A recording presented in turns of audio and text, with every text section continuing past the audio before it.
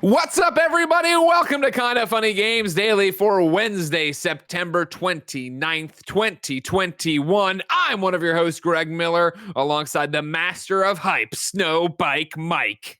Greg Miller, good morning. It's nice to see you on a lovely day, and I'm pumped up to talk about some video game news with you. I'm pumped up too, Mike. I made sure I had my DualSense right here so you could understand what a real controller looks like. You got what do you got? An Xbox 360 controller there on your shirt.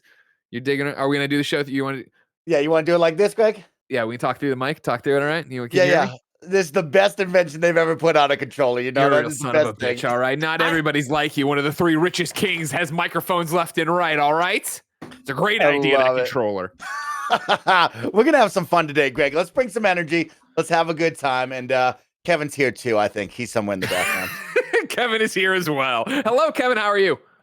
I'm good. I have a feeling that he thinks it's dumb, but also he likes it. Like, I think he actually likes the controller. Well, it's that thing where now he's trying to turn it into a bit, because this man dead ass looked at us and said the DualSense is a terrible controller. And then the world was like, that's the stupidest thing ever. Everybody loves this controller. And now he's like, oh, it's a bit. It's a bit. You know what I mean? That's what it is. I got to jump on the good side now. It's right. I got to be over with everybody else. How much energy you have and how this is going to be a great show, because it's going to be a great show, ladies and gentlemen. Lots of great news and lots of fun things to talk about. What I want to know is, obviously, we're going to talk New World here. We're going to get into this New World with some news eventually on this Roper Report. But before then, did you get any sleep? Were you playing that all night long? What happened last night? Because obviously I left you high on it. You were high on the stream. You enjoyed it quite a bit. YouTube.com/kindafunnyplays. You can go watch it.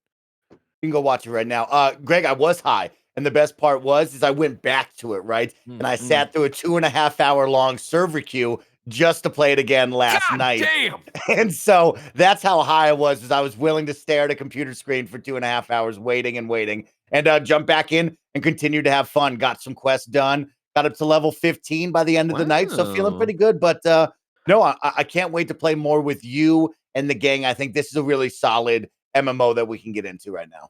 I want to talk more about it, so let's save some impressions of New World for when we get there for item number 2, because this, ladies and gentlemen, is Kinda Funny Games Daily. Today we'll be tackling Spider-Man 2 tidbits, New World news, and of course, Netflix buying the developer of Oxenfree. We'll do all of that and more because we're your daily news program for video games. If you didn't know, you can tune in on a variety of platforms, get us going through the nerdy news you need to know about. If you want to be part of the show, you can go to patreon.com/kindafunnygames. On patreon.com/kindafunnygames, you can write in to be part of Kinda Funny Games Daily with your questions about the topics of the day. Of course, on patreon.com/kindafunnygames, you can get the exclusive post show we do each and every weekday. You can get the show ad-free. You can get a bevy of other benefits, like being able to watch our other shows live as we record them, like the Kinda Funny Gamescast, the Kinda Funny Xcast, PS I Love You, XOXO, and so much more. But if you have no bucks to toss our way, it's no big deal. You can get a brand spanking new episode of Kinda Funny Games Daily each and every weekday on youtube.com/kindafunnygames, roosterteeth.com, and podcast services around the globe.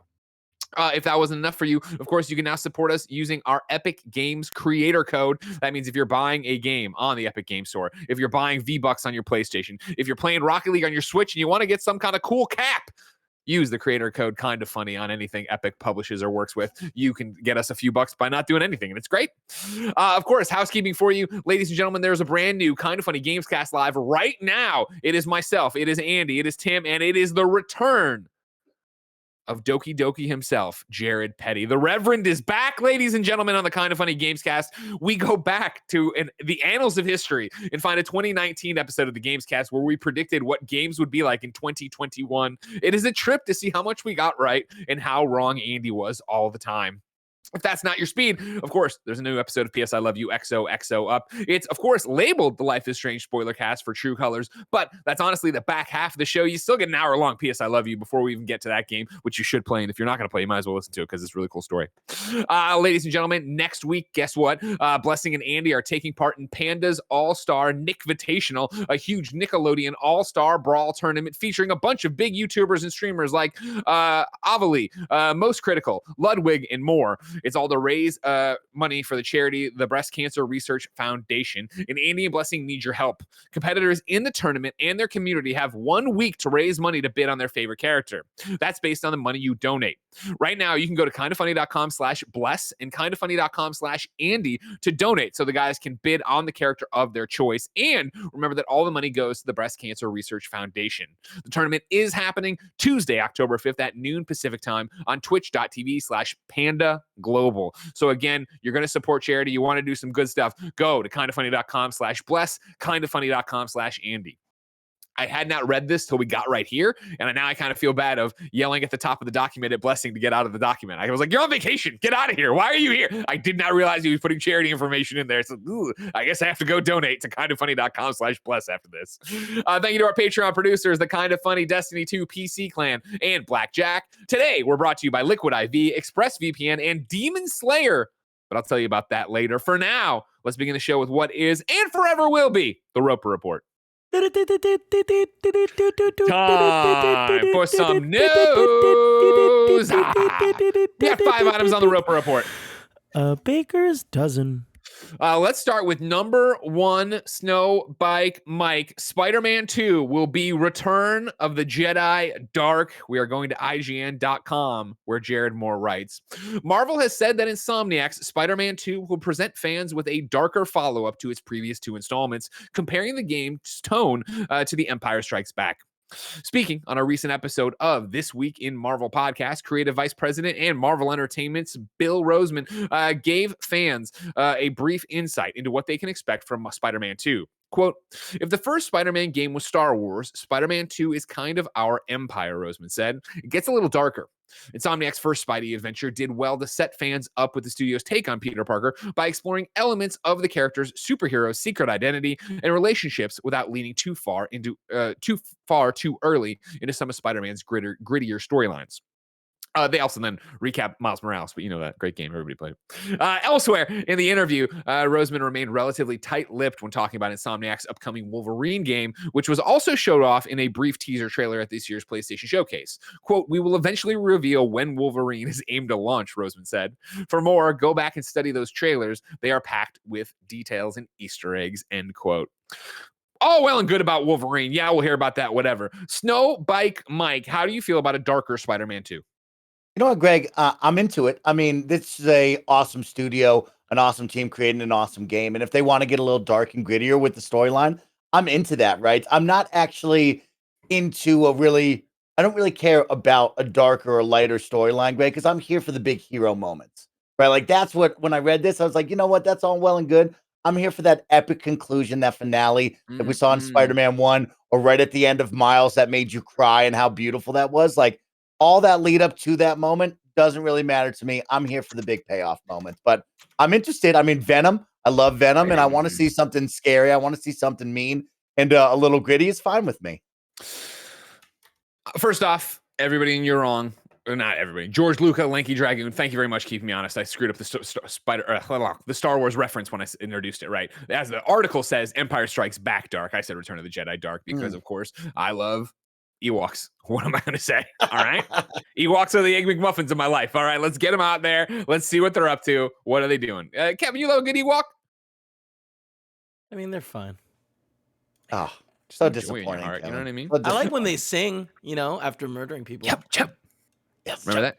Mm-hmm. God, what a scene. I love the little fuckers. There you go, Kevin. There you go. They were made for me. I'm correcting my headline too because I did Spider-Man 2 to be Empire Strikes Back Dark. That was a close one. You know what I mean? You two would eat me alive.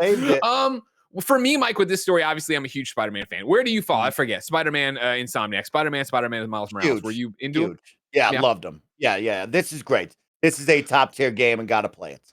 And so for me, this isn't surprising because this is what I've been predicting for so long, right? And I think that's what's interesting about this, Mike. So, of course, we've had the trailer, PlayStation Showcase, Miles, Spidey fighting side by side there against, some electricity. Well, they're shooting off electricity. They're beating up a bunch of bad guys. And then, of course, Venom at the end. It's Kraven, if you ask me, talking over it, of course, talking about the hunt, all this stuff. So, Kraven's going to be in it.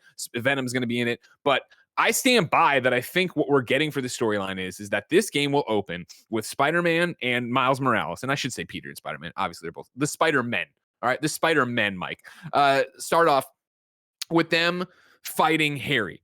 Of course, these are full-blown spoilers for Spider-Man and Spider-Man Miles Morales, everybody. You had your chance, all right? You should all have these platinum trophies. I don't know what to do for you. But the Spider-Man will be fighting Harry, who we see at the end of Spider-Man PS4, right, in the tank or whatever. And then, of course, we have more Easter eggs for him. But, like, he's already got the symbiote on him. He's already going to be that. I don't know if it'll be as direct as Kingpin was at the beginning of Spider-Man, where it was, like, as soon as we went, we took down Kingpin. It might be maybe there's a few missions building up. We already know Harry's out. We already know he's got the symbiote on him and he's acting a fool. Whatever, though, early in that game, I think you're going to fight as, Miles, Peter. You'll take down Harry. Peter will get the symbiote on him. Then we will get some time with him, new things to unlock, new suit upgrades to go that way. But it will continue to make him more and more aggressive, more and more angry. And then at some point, we do the flip where we start playing as Miles. Peter's now the bad guy, and we have to go after Peter and fight him, leading up to the end where, of course, it gets free and we have Venom to fight. And that's where we go off and do it that way. And so for that entire storyline, right? And I think to do the symbiote well, to do the Venom storyline well, you have to get dark. You have to have a meaner Peter. You have to have Peter being meaner to Mary Jane. Especially, you're going to introduce Venom here. You assume to be the third act. He's got to be a terrifying, bone-crunching, bloody kind of villain, right? He's got to take Spider-Man to that precipice and beat him nearly to death to then have it be something that matters. Mike, does that sound right? Does that sound wrong?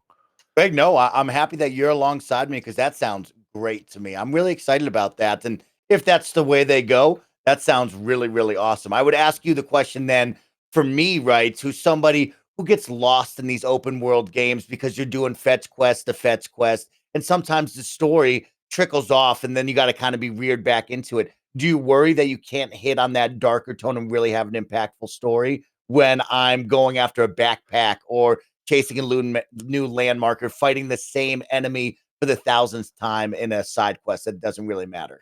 No, I don't think so, because I think Insomniac's shown time and time again how talented they are and how much reverence they have for this material. So I do think that even if it is us as Black Suit Peter going off, right? Because I feel like we have to build that tension that Peter's starting to go awry. And maybe I'm wrong too, that when Peter does get the symbiote, we flip to Miles then, and we are playing Miles the whole time and seeing Peter get a little bit more off the beaten path, which I guess would make more sense for what you're talking about. But I go back to remember for Spider-Man PS4, Insomniac recorded 2 lines of dialogue for every conversation, right? One that would be, all right, cool, Spider-Man's standing on a building. One is Spider-Man's, swinging through New York. Spider-Man's doing something where he has to be breathing heavily. And I think that is such a small nod to, there's details here, that I could see that if not certain collectibles are locked out, that there's a different line of dialogue when you are being, symbiote Spider-Man swinging around trying to get the backpacks, trying to get whatever collectible you're after, or if there's new lines of dialogue with side missions and when you start going there, right? I think it's something you can go in and have there that, put Spider-Man on a different path and lets the player know too that obviously this is different. But again, it could easily be, like I'm saying, that maybe I'm breaking up into thirds for some reason, but that first third is, trying to take down Harry. You take down Harry, Peter gets the symbiote, we flip to Miles. Miles starts to notice all of these different things while Spider-Man and Miles are dealing with Kraven hunting Spider-Man, you assume. Then probably, Spider-Man takes Kraven to the limit, right? Beats him nearly to death or whatever. That's when they're like, whoa, hold on, man. You got to pull back. He hits Miles. Then the third thing is building up. The problem is that I want to give Venom enough time. One of the things, again, and I know I always sit around here just putting Insomniac on a pedestal. I put them on a pedestal, Mike, because they're so goddamn good. But when we did the Spider-Man PS4 Spoilercast as a Kind of Funny Gamescast, youtube.com/kindoffunny games, Brian came through, Brian Intihar, right? And he was talking to us and we were talking about costumes. And I, of course, was wearing my symbiote shirt.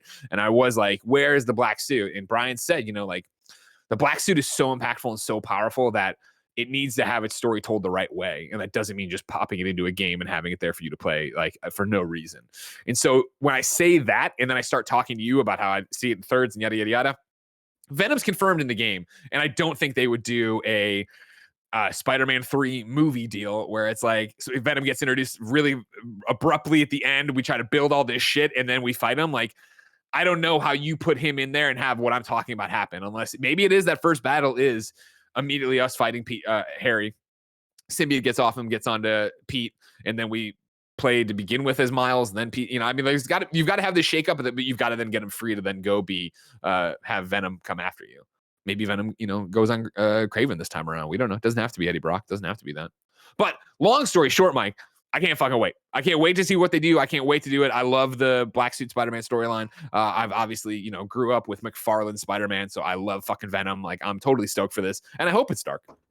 Well, I mean, since we're talking about it and you're giving all of us here that's listening and watching just a great painting here. I'm really enjoying what you're putting up there. Let's talk about a little bit more in depth. Like, how dark and gritty can we get? What can Miles and Peter really lose and have us care for? And then at the same time, what other villains could I possibly see, Greg? You talk about Kraven and Venom. Are there any other cameos we'll see, or will we focus on just those two? Oh my God. I think you're going to get so many cameos, and I think you'll get different cameos. You know what I mean? And like, I think, one of my criticisms of Spider-Man PS4, right? And I think it's few and far between on what amazing game that was I thought that the Sinister Six really didn't get their due, right? Like, I thought like we bust them all out of the, or they all bust out of the raft, right? And we go and fight them. But it was like, all right, cool. Or strikers, whatever it was. We fight them, but it was all so quick, right? Of like our fight with Electro, or the fight with the Vulture. You're like, oh, okay. Like, I would have rather seen them breathe. I think you get more into that. I think you have Kraven. I think you have Venom. I think you have Harry at the front. But I think you have to have Green Goblin in there, right? Like, this is at least the setup to it. We already know in this universe, Norman Osborn's the mayor, right? He has some of that glider tech when you're sneaking around his house in Spider-Man PS4. So you would assume that if Spider-Man takes down his son, maybe even, something goes wrong, as it often does, right? And his son's put back in a coma, maybe Harry's killed, whatever. That then motivates, obviously, Norman to go out there, get on the glider, get out there and do some stuff. Like, I think that's what it's all about, right? And I think you want to have that. But again, when you get into Green Goblin, then you're having a similar conversation of like, well, Green Goblin's kind of a major Spider-Man villain, right? Like, how do you give him his just reward? How do you give him just due? Does he kill MJ this time around? You know what I mean? Like, because I forget. Chat, correct me if I'm wrong. I don't remember. Or no, I do remember, right? No mention of Gwen Stacy in Spider-Man PS4. I'm like 98% sure on that one, right? Chat, let me know. I'm looking at the live chat for that. So it's like, do you flip it here? Yeah, no mention. Thank you, Frog Knight, Joshy G. Just to keep me honest, I would say that maybe, yeah, you introduce Green Goblin here and you want to get darker. Does he, does Mary Jane die there? But I think that's too much. We can't Spider-Man 3 movie, Spider-Man 2 the game, where we just shove so much shit into because we're so excited to be back. And again, I don't think Insomniac would do that. Like, I applaud them so much for Spider-Man PS4, but more so for Miles Morales, where I thought that was such a great story. That was so well done. And yes, it's a smaller game than Spider-Man PS4, but it had the impact with me. It came out quicker. It was all there for it. So I don't think, establishing this universe and doing more stuff and more world building and having, even if it's just Norman angry, that's, Spider-Man, and having him then work on the glider, and that's another Easter egg, whatever. I'm fine with that. Like, I'd be all about it. But I think they have such a cool universe there. I don't want them to fuck it up and rush too fast, but Insomniac has shown me no reason to think that they would go fuck this up. And so I can't wait. And that's the thing is, like, I know, one of the other things I had said about Spider-Man PS4 at review was like, I thought it was a bit too predictable, which I stand by in some regards and not in others. You know what I mean? Of like, when Doc Ock showed up, that was super crazy and surprising, right? But then as we saw him start to still go down the villain route, I was so hopeful that he wouldn't. I was hopeful that would be the change, that we would see him not be the change. I say all that, right? But for this Venom storyline, I'm like, I hope it's what I'm predicting. I hope that's what I get to play. I wonder if you'll see, you're talking about how much darker could it get? You have to start going after, as Bill Roseman quoted here always talks about, right? The best Spider-Man stories, and when he's talking about a Peter story, and this is from PS4 stuff, the best Spider-Man stories are stories that are equally Peter and are equally Spidey, right? Where it's the same conflict for both of them. They each have to go through it. And you saw that with Miles as well, right? As he went through his journey with the Tinkerer in Spider-Man Miles Morales. So to get here and then put more on the line, you wonder, is it Miles having to deal with, his friend? Is it Miles having to deal with his mom? Is it who's there? And then for Pete, is it Pete having to deal with MJ? Like, not damsel in distress kind of shit, but a villain that is, taking over both their lives. And I really do think that the symbiote being the main villain throughout this thing, right? If that is what pushes him to hit Miles, to be mean to Mary Jane, to really fuck up his life, I think that's enough of a dark tone, and I think to then have it get off and be Venom, who, is Venom, then hunting the family and going after whatever. Let's hold for one more question then, because I love talking Spidey with you. And I think everybody out there listening loves Spider-Man, loves the universe that they're building over there. Now let's look forward with Wolverine, right? They talked right at the end there. There's that little piece of like, hey, go back to the trailers packed with Easter eggs. Do we see maybe some sort of connection at the end of this Spider-Man game to Wolverine? Or do we wait all the way till the end of Wolverine to somehow connect it to Spider-Man, or no connection at all? What do you see in your mind here? I don't think, and I'm out on a limb here. I don't think you see.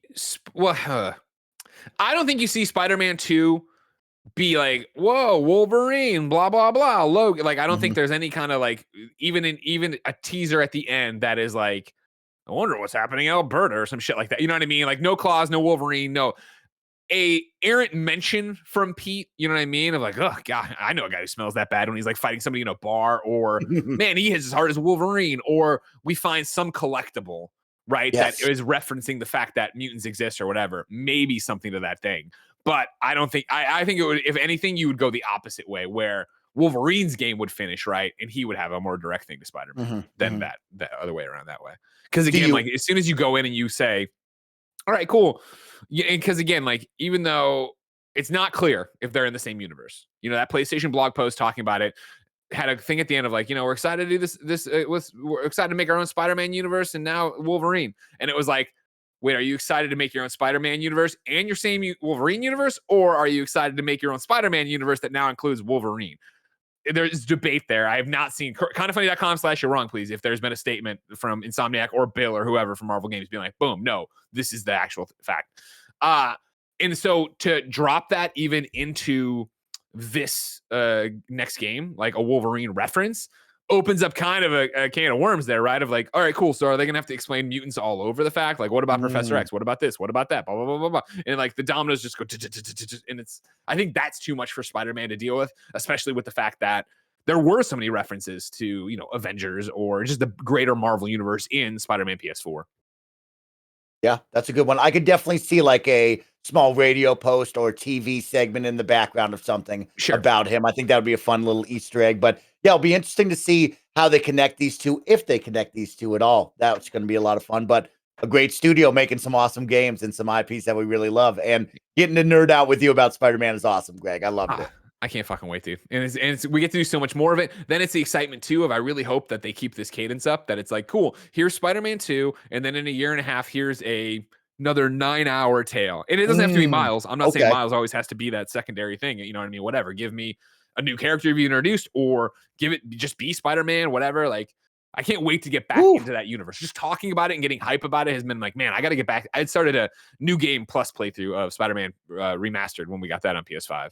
It's like, shit, maybe I'll get back to that. But of course, then there's a million things. And don't even fucking, guys, why would you say that? Yeah, you know what I was going to say. Yeah, shown you how hype I am. Then I look at the chat and everybody's saying Spider-Gwen. Spider-Gwen, yeah, If fucking Spider-Gwen is the Miles Morales tidbit, the whatever, I don't even want to call it, dessert appetizer to the next game, dessert to Spider-Man 2, appetizer to Spider-Man 3, get the fuck out of here. But again, I feel like we're talking about adding way too much in. Like Spider-Man, I do not want Spider-Man 2 to collapse under the pressure of trying to establish 19 other things. And I think the fact that you're already saying, cool, I'm not confirmed, obviously, but I'm guaranteed, or maybe they did confirm it.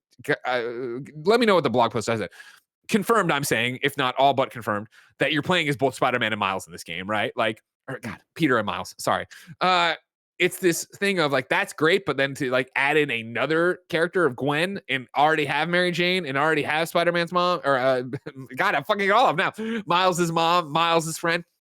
Have all these people in there, then Symbiote Harry that you kind of know, but maybe you don't, then Kraven, then Venom, then we're doing this Norman shit. Like, you got to pump the brakes at some point and figure it out. And I think it makes more sense to have, if I'm being crazy about it, right, to have Mary Jane die in this game to set up Gwen in the next one, and like maybe the Easter egg is Gwen, or maybe Gwen is just a side, like you see her or whatever she do. I don't know what the fuck's going on, but don't even get me started. We get Spider-Gwen at some point in this universe. Don't even get me fucking started. At that point, I would say close down every other PlayStation studio, put them all under Insomniac. Give me a Spider-Man game a month, okay? Just go. Don't close the other people down. Number 2 on the Roper Report, Mike. Let's talk about the new world order. No, new world order.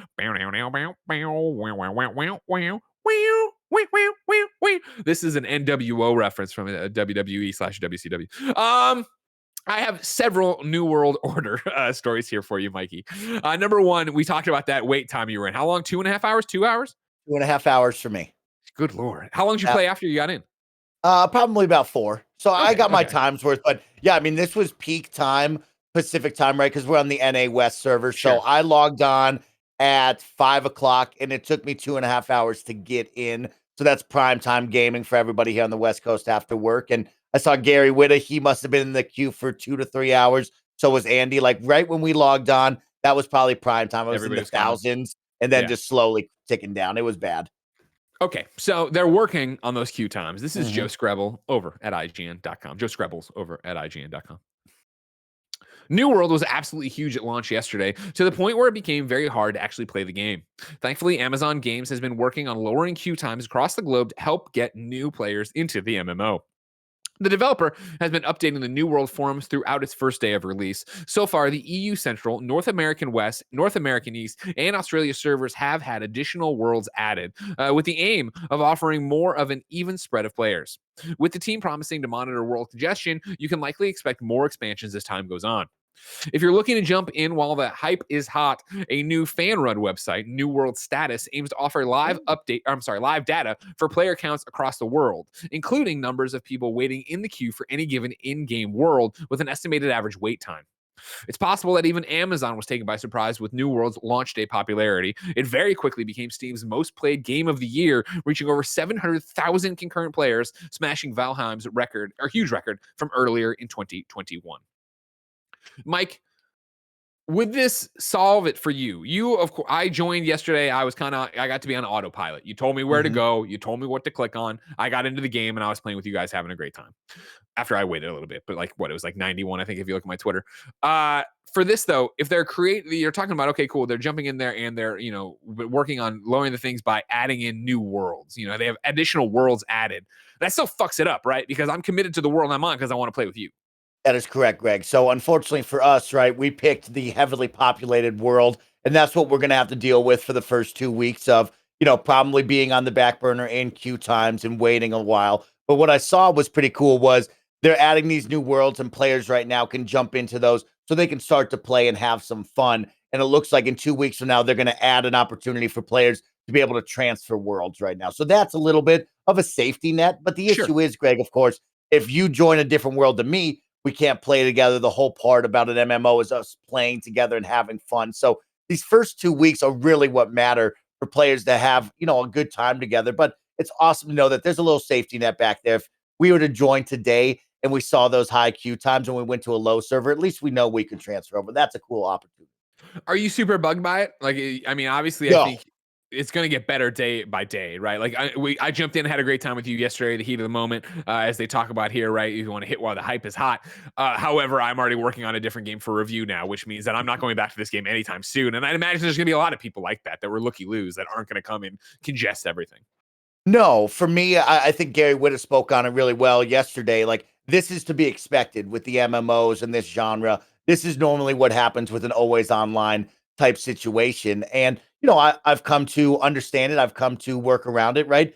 Thankfully, we live in a world where you probably have a different TV. You could play a different console while you wait in the queue. You could play on Xbox Game Pass with the cloud and just sit there and pass the time like I did, right? Sure. But this is to be expected. This is running the course. I think what it really says to me is it's awesome to know that this genre, this MMO fantasy type world is still really hot, Still right? popular. It's something Yeah. that I grew up. World of Warcraft was one of my favorite games of all time. I loved World of Warcraft. I loved the idea of playing in a massive scale with a bunch of people, right? And as that went on, you saw different games come and go, and not many have truly survived or made a big impact in this space. And it's one of those of like, is this turning into something different? Are we moving into a first person shooter Destiny type world where these are the games that people want? Or are we going back to a single player narrative driven game? And it is really cool to know that Final Fantasy is popping, as everybody will say in the chat in the comments. WoW is still WoW, right? And you see this game jump in with huge player counts. And that's a really positive thing to know that people still want this kind of experience in gaming, which I love. So that's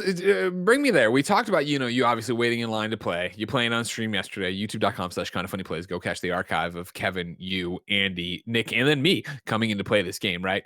But the question I have here, right? The thought behind it is, what do you think of this game? We talked about it on Gamescast with Andy and me, but of course, Twinfinite, big money hat from Twinfinite. Jared Petty had to come in there and he had to take a spot. Where are you at? Like, what is you're talking about this game like and what it could look like down the road, what it could look like after the fact, et cetera, et cetera.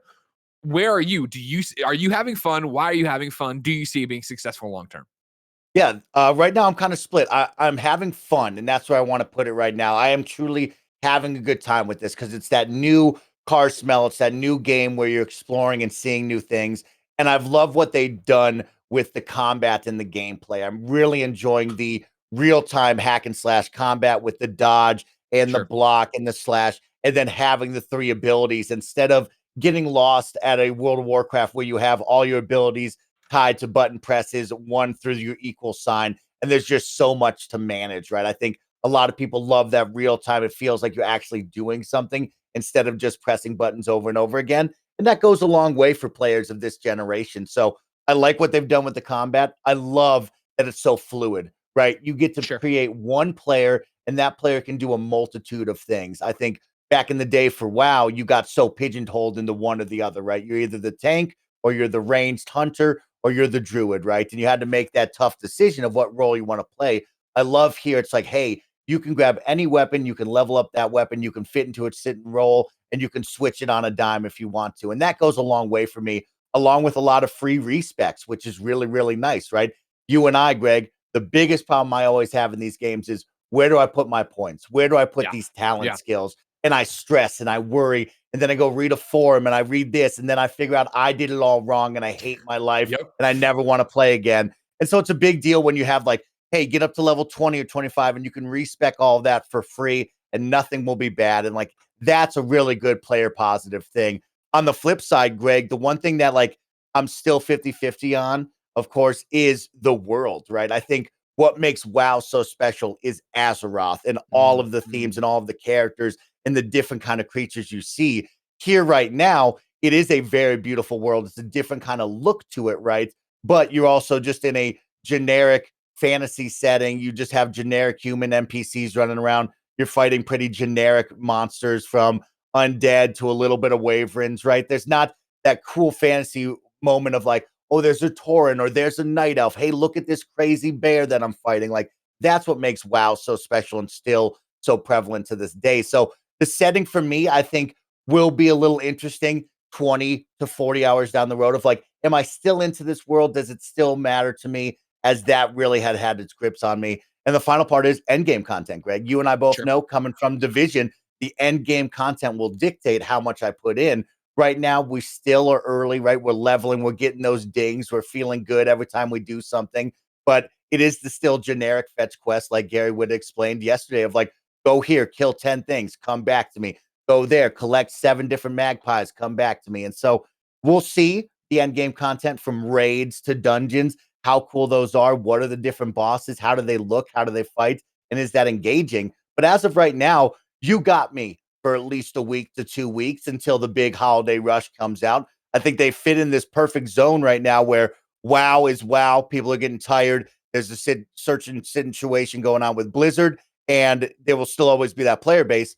Final Fantasy, you hit it right before they have a big content drop coming up in November, I believe. So you have like this perfect moment here where it's like, man, you could take the world by storm, and clearly they have, and people are wanting this kind of situation. So can you stick the landing, keep us all engaged moving forward? Positive, Greg, no monthly fee, which is always nice. One-time purchase. That goes a really long way for players' wallets and them coming back. Yeah, echo everything you said, right? And it's, we talked about it on Gamescast. Of course, you can get it now, youtube.com/kindoffunnygames podcast service around the globe. But like, when Tim asked Andy what it was, and Andy's like, it's a good MMO. Like that, you know what I mean? That's where we're at right now on launch day. Obviously, this thing is going to change and evolve and all this different stuff. But it was this thing of, even for me, Mike, like I think the combat's awesome. Like I love how in the moment it feels. And I love using my shield, and I love my hard and weak strikes, and I love, the dodge roll and all that stuff. I'm down for all that. I like that vibe of it. I think the world's pretty. Obviously, there's a lot going on at it. And I know people are talking about there not being that much content. I think they're talking about further into the game and towards the end game stuff. For me, I'm talking about, my first 3 hours with it or whatever. Lots going on to it. But it is that thing where I just feel like I don't understand as I play it why I would play this for another 20 hours. Like, I like what I'm doing. It's exactly what Gary was talking about yesterday, right? The serotonin boosts of, all right, cool. I've hit off this checklist. I've got those 3 things. I've advanced to the next thing that tells me to go get the next 3 things. And that's all well and good. And that is, to some degree, video games. That's what video games are. That's what MMOs are, right? But to do it and start into it, I always get that feeling of like, yeah, this is fun, but if I'm doing this, why wouldn't I go do this in DC Universe Online again? A game I have 900 hours invested in. Why wouldn't I? I like this combat, sure, but Kingdoms of Amalur Reckoning probably is very similar, and I could go have that and run around that. If I want to get into a MMO right now, why wouldn't I boot up Elder Scrolls Online? Because for me personally, that's something I can play with a controller on my PlayStation. Like I can enjoy it that way. And so there's something here that's good about this game, special about this game, but I don't know how long that's going to last, and that'll be the interesting story for it. Yeah, that's the big issue with all MMOs, Greg, and that's why people always go back to WoW, right? Because you go to where you want to be, the world that speaks to you the most, and the flavors of the week come and go, right? Right now, you're feeling the hotness, you're part of the hype, you're part of the cycle. 2 weeks from now, does this game still capture you? Probably won't, right? Because your preferences lie with something different, and you might want to go over to a world that actually captures you and engages you. And I think that's why that is why WoW has always been so prevalent, is because that's the world that people love the most. Sure, and they're so established in it, right? Similar to my DC thing, like you just been around forever. And there's so much, like it's always hard to be like, oh, there's no end game content for this MMO that launched today versus this game that's been out forever, right? And changed so much or whatever. But I have more here. For New World. We're gonna go over to GameSpot, where the one, the only Eddie has 2 stories back to back.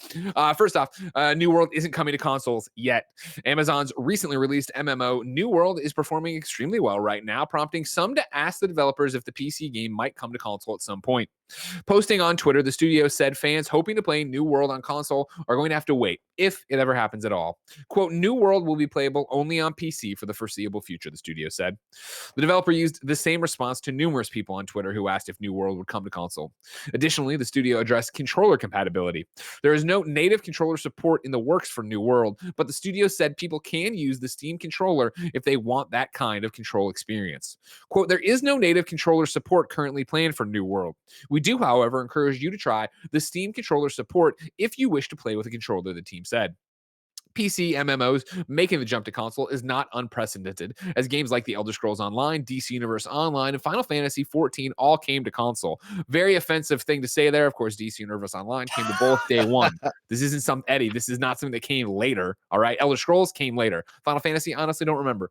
I knew the Realm Reborn was on both, but that doesn't matter. Don't keep fucking DC Universe Online's name out of your fucking mouth, Eddie, if you don't understand, all right? The Lord of the Rings Online is reportedly headed to PS5 and Xbox Series X/S in the future too. Blizzard's WoW never crossed over to the console, however. Mike, I saw you grab your chest.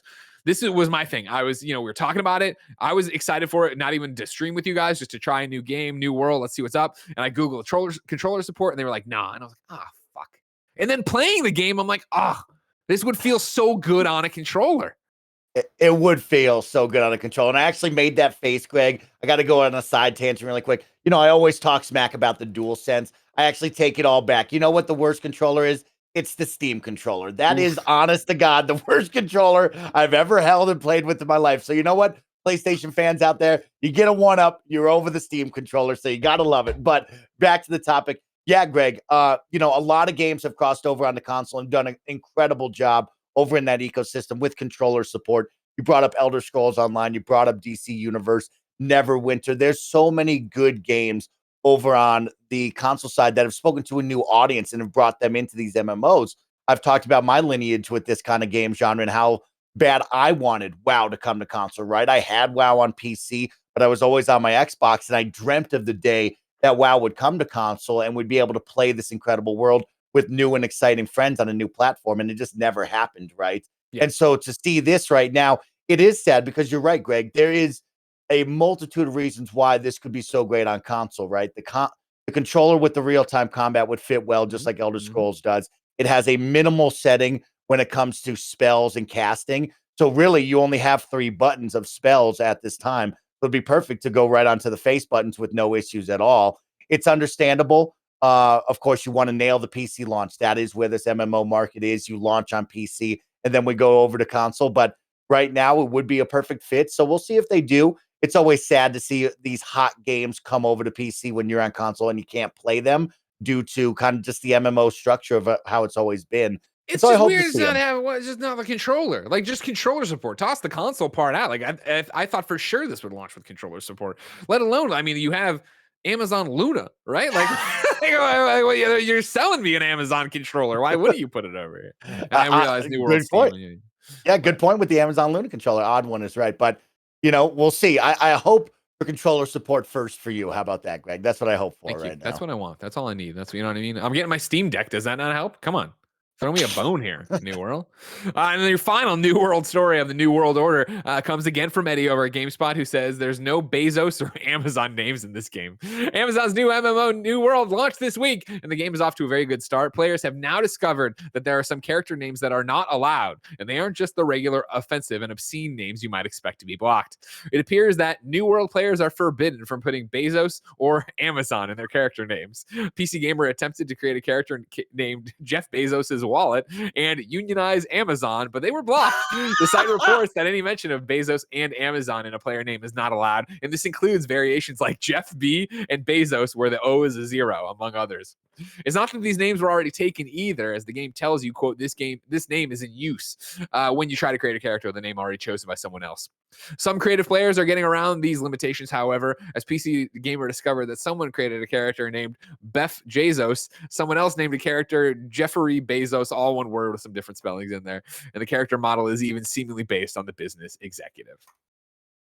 I mean, Greg, I don't know what to say. I get it. I understand it. It's a fun little joke that everybody has, but I don't know. It's just unoriginal. It's like calling people, Craven Moorhead and Mike Hunt. It's like, who would have put that into the chat yesterday on a global chat? Who would have put that into the global chat? I understand you want to be Jeff Bezos and you want to troll around, but like they put it in there. It's just like play the fantasy game and have some fun. Don't worry about being Jeff Bezos in the video game. That I don't know. I don't know what I'm supposed to say to that. There's not much to say to that one. That's just a fun one to tack on there. I think you could go a couple different ways with it, but as everybody knows, there are a lot of younger people playing video games, and there are a lot of assholes. So if you were able to call yourself Amazon whatever, I'm sure there'd be some naive kid who would get DM'd of like, hey, I'm from Amazon, you've won a thing, give me whatever. Oh yeah, sure, you know what I mean? You turn over your mom's everything to it or whatever. There's rules for it or whatever. And then the Bezos thing, I don't think anybody's gonna think they're really running into Jeff Bezos, but that's probably more that they don't want him being this monster in the game. But oh my gosh, that's a good one, Greg. That's good.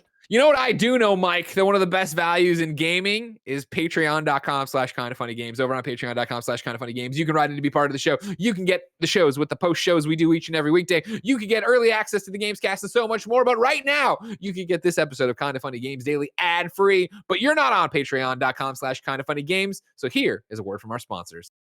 This podcast is brought to you by Liquid IV. Working out, meditating, treating yourself with so many different types of self-care, it can be hard to remember one of the most fundamental ways to take good care of yourself: hydration. No, Liquid IV is not an actual IV drip, but it does hydrate you faster and more efficiently than plain old water. It contains the perfect balance of vitamins that help you hydrate quicker. How do I, Greg Miller, know so much about Liquid IV? Well, ladies and gentlemen, I like to drink too much, and often after I've had too much to drink the next day, we use Liquid IV around here. I've also used it, when you're sick. Maybe off the plane, you took a plane ride, and you're like, I'm really thirsty. You know what I mean? You're dehydrated because of the pressurization. Use it, but also if you learn to get your drink on, like Greg does, throw back a few brewskis like Stone Cold Steve Austin the next morning.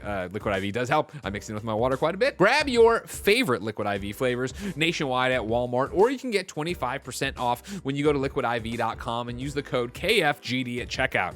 That's 25% off anything you order when you get better hydration today using promo code KFGD at liquidiv.com.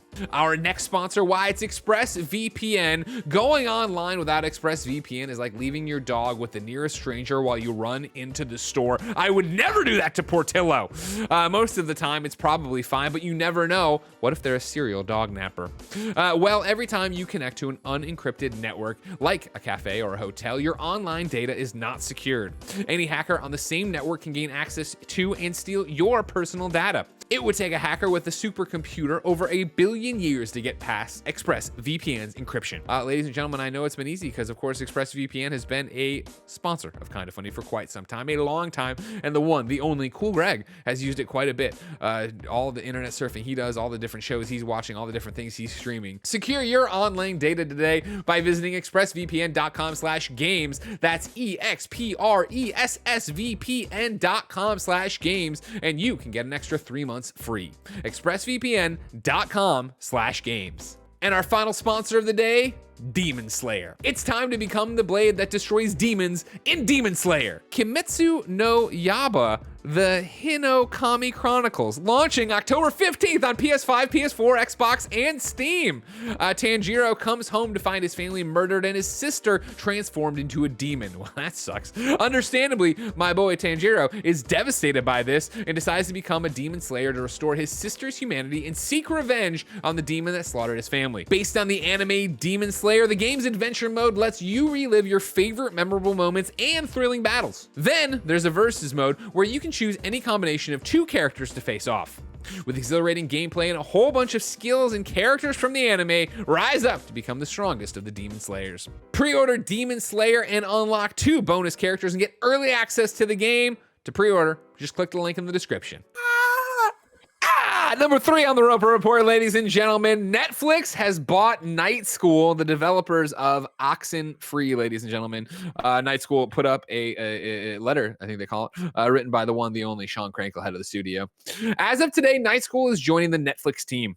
Over the last few months, we've had countless thoughtful chats about our respective visions for where we see games, storytelling, and our collective opportunity for positive impact somewhere in the middle. Night School wants to stretch our narrative and design aspirations across distinctive, original games with heart. Netflix gives film, TV, and now game makers an unprecedented canvas to create and deliver excellent entertainment to millions of people. Our explorations in narrative gameplay and Netflix's track record of supporting diverse storytellers was such a natural pairing. It felt like both teams came to this conclusion instinctively.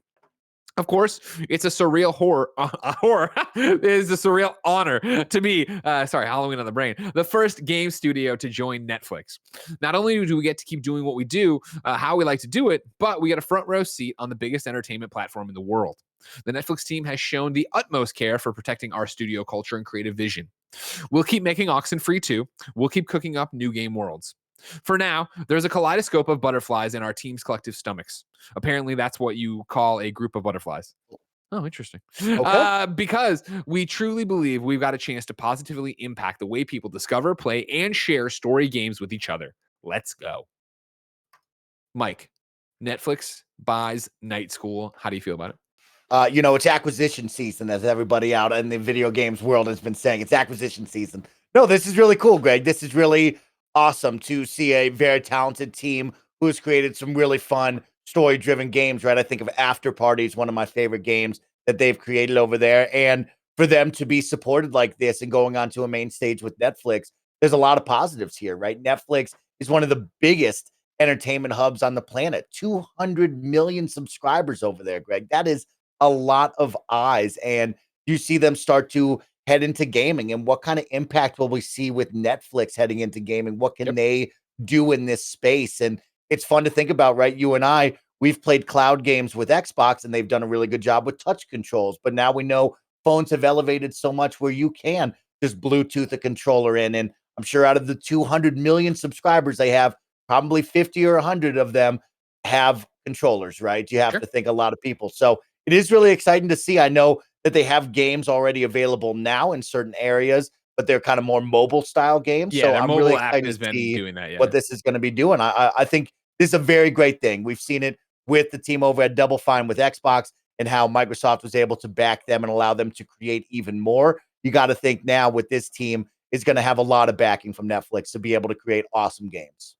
Yeah, and that's the thing about it where, when Netflix, first off, when it was the rumors of Netflix getting into gaming, when they were, little things with Ghost of Tsushima, like were out there in back ends of Netflix, and we were all like, what the hell's going on? And then, of course, them to say, all right, cool, we are doing it.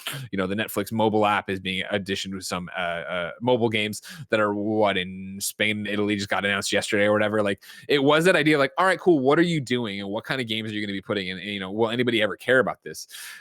Going and investing in studios to actually build a first party lineup, similar to a PlayStation, similar to an Xbox, similar to, an EA, buying up studios and doing stuff. I think it does show a commitment to the space, and Night School is a great grab.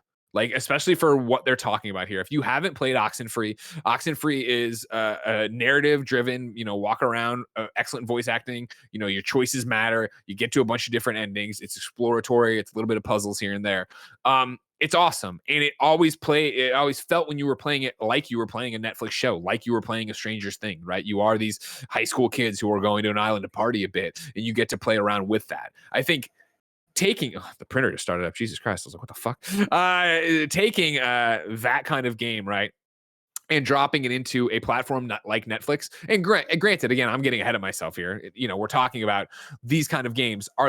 Where is Netflix mobile app? Where is their game structure? Where is it all taking it to where my mom who subscribes to Netflix is going to see a game up there? I don't think she'd click on it necessarily, but maybe she would one day. You know what I mean? And if, to your point, Mike, if she wouldn't, if you get 2% of the audience to click on it and start playing that game, to learn who Night School is, to learn what kind of games they're making, and if they keep making, which you assume they would, games like this, like, I think you're going to have something there. These are the kind of games you would show, right? I think so many people have written in over the years being like, hey, my significant other doesn't play games, but I want to get them into it, or I want something we can do together. What do you suggest? And we used to years ago say, oh, well, Telltale, right? Sit there and make the choices. Over years, that became Life is Strange, but Oxenfree's been on that list too, because it is compelling characters with an interesting story where the gameplay isn't something that needs to be, pinpoint accurate, nitro rifle, mouse and keyboard. Let's get in there. This can be something you enjoy and go through for the story. Yeah, it's really exciting, Greg. And this is a perfect team, like you said, to be kind of teamed up with Netflix and what they want to do. And the interesting thing will be, of course, we jump on it, right? And it's like, oh man, they have so much IP, they can make Stranger Things and such, right? I think the big catch here will be just like Microsoft has done with Double Fine and so many of their other teams, right? Let them create what they want to create. You talk about Oxenfree and how special that is, right? I don't need them to start making a Glow video game out of nowhere just because Glow was hot 2 years ago. Be really interesting to see what kind of freedoms they have, what they can create within this space. And also on the flip side, right? Like discoverability. We talk about Netflix and how, TV and movies, you kind of watch these things, but you don't really go back to them that much, right? But replayability of video games is so high, and the ability to jump back in now and have kind of this mix of TV, entertainment, and video games all in one app is going to be pretty special. And we've seen what Netflix has done with discoverability, with how they've elevated kids on Netflix, having their own section and having that really catered to them. Now just adding in games, right? Like you said, your mom might not want to jump in, but kids could jump in, young adults could jump in. It's a great avenue with their subscription already to be able to be entered into the gaming world. This is kind of special and cool.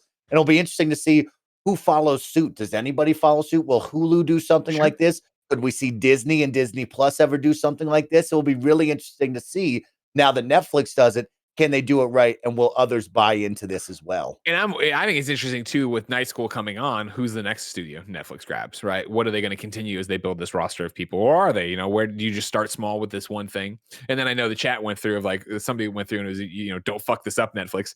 That of course is the other thing, right? Of like the road is paved with good intentions that went wrong, right? And so right now Netflix is bullish on games. They're going to buy Night School. They're going to buy X, Y, and Z. Sean, I know personally, incredibly smart person. Obviously, the studio over there making great games, right? I can easily see them. They wouldn't partner with Netflix if they didn't believe in it, right? However, what happens when Netflix profits drop and the people that believe in this, like Sean do, they get canned, and now there's somebody new who is like, cool. I don't know what the kind of fucking games you're making. Just make Stranger Things games, right? And then you lose the talent bleeds out, blah, blah, and then this thing gets shuttered in 3 years. Not saying that would happen, but that's always the risk when you get bought by another company. So we will have to wait with bated breath to see what happens from here on out and where these games go. But pretty soon you're going to be turning on your console, PC, whatever, and be getting that Netflix splash screen before you go to play your game, because they are publishing games. Number 4 on the Roper Report.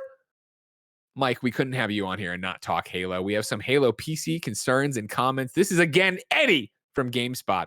A Halo Infinite developer has responded to the concerns raised by a prominent streamer regarding the game's PC version, and specifically the game's keyboard and mouse controls. Streamer Alex Goldenboy Mendez, who works with Microsoft from time to time as a caster in professional Halo tournaments, criticized Halo Infinite's keyboard and mouse controls in a video. Quote, there really is a weird thing going on with the core gameplay, Golden Boy said. There were moments where I would shoot at someone or I would attempt to no-scope somebody with a sniper, and I would see that even though my aim was right on the player, the bullet just disappeared completely or went in a completely different direction, end quote. Golden Boy went on to say that in their experience, players using controller have an advantage over people using keyboard and mouse. Greg interjecting, that's the way it should be. Get your life right, keyboard and mouse players, especially in close quarter conditions. Community manager John Janowinski or Jansky. Do you know John over there as community manager, Mike? Junisec is what we call it. Junisec. That was way Uni is what they call him to make it Uni. easy. We're just going to Uni then. Responded on Twitter saying in a reply to Golden Boy that Halo Infinite multiplayer will get improvements to performance, hitching, aiming, and more on PC. Quote, I spoke with the PC team, and they confirmed that the improvements to performance, hitching, latency, aiming, and more that we've already made internally will give you and all PC players a first-class experience at launch. The developer also acknowledged that the version of Halo Infinite from the beta test represents an old version of the game, and that many of the problems reported so far have actually already been fixed. Quote, there are known issues in the tech preview build, but the good news is that most of them have already been addressed internally and we are guaranteed for launch. Rest assured, though, we'll continue to improve and optimize the experience in every area they can before launch. 343 previously spoke about how the PC edition of Halo Infinite would be, quote unquote, first class. SnowBikeMike Michael. What do you think? You played this thing all weekend long. Andy was playing with you. You were streaming it. You were having a great time. Do you have concerns about the PC version?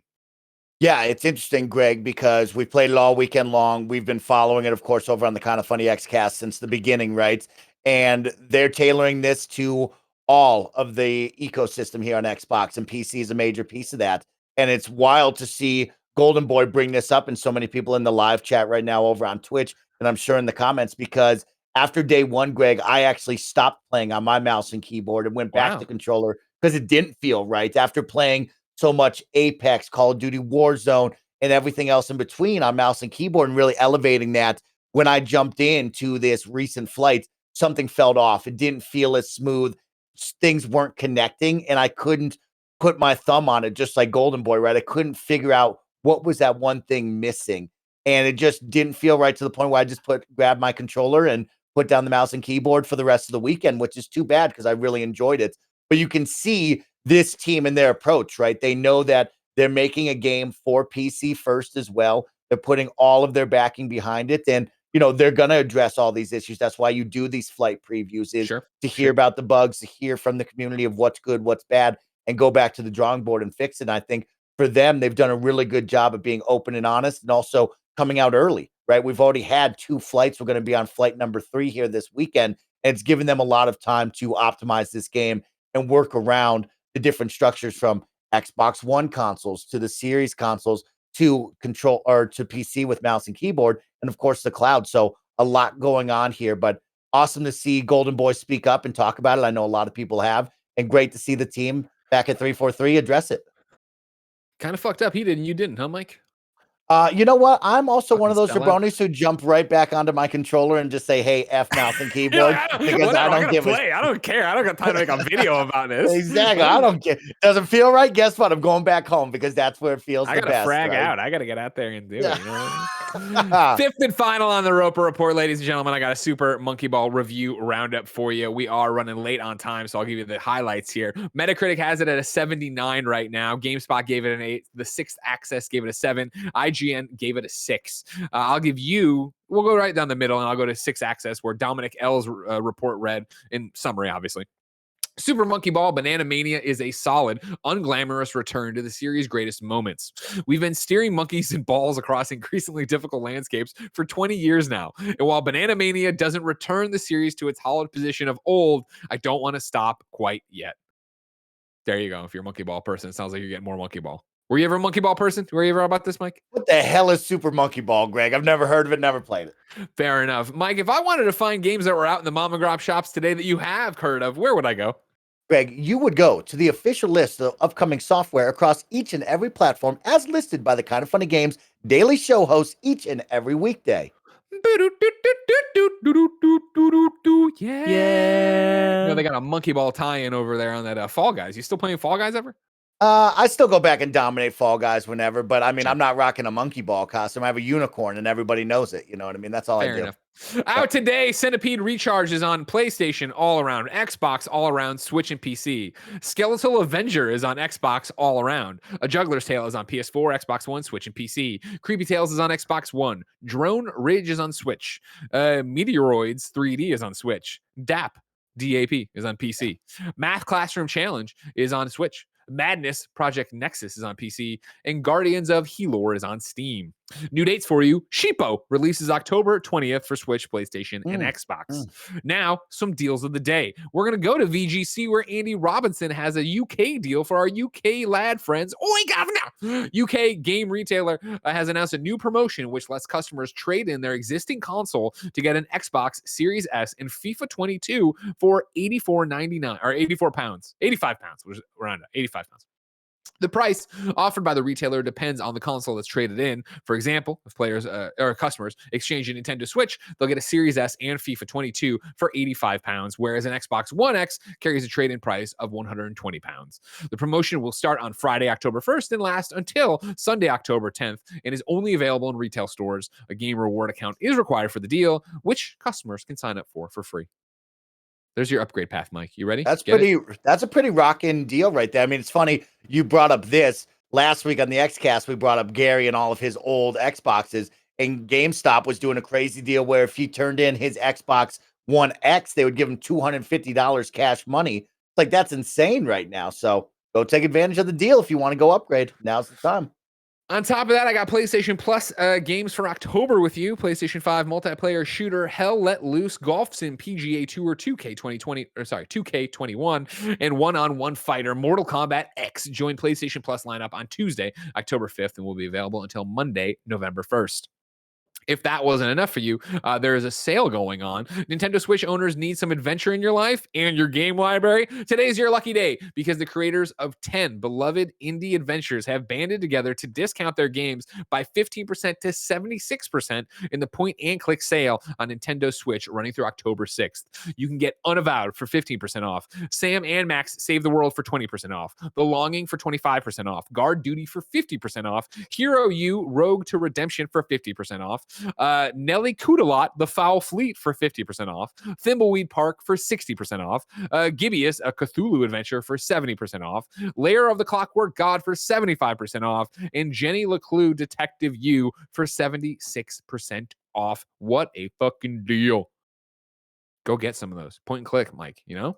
Point and click. I just want unpacking, Greg. So just get me to unpacking and we'll go from there. That's all I want. Here's what I'll tell you about unpacking, all right?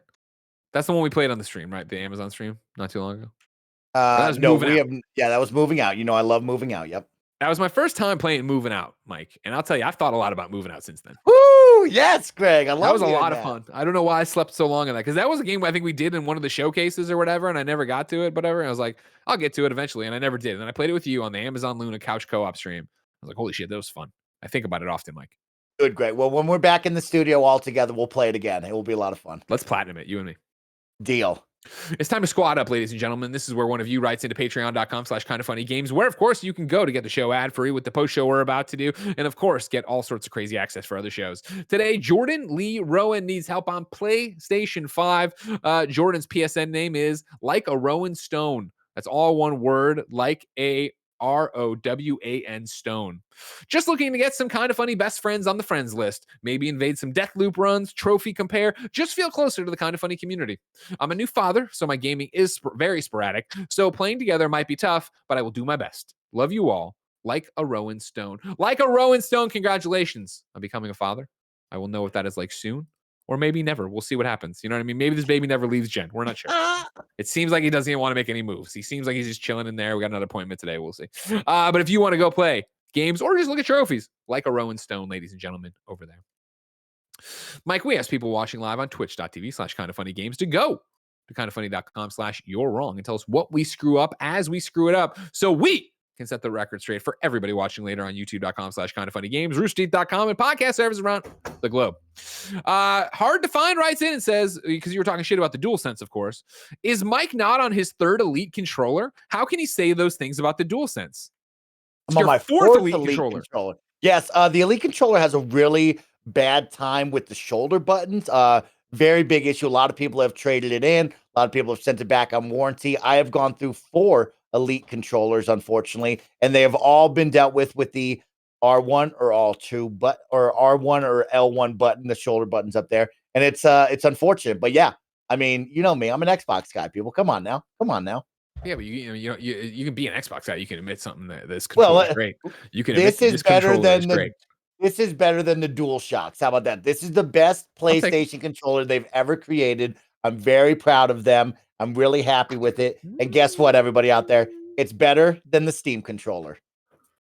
Fair enough. We'll do There you that. For not a you're wrong, but something that's been either breaking or we just missed. Charles Jacobson points out that PlayStation acquired Fabric Games, merging it with Fire Sprite Games, and Scorn has been pushed to 2022. And apparently, also from Charles, Blood Omen: Legacy of Kain is now available on GOG after 25 years.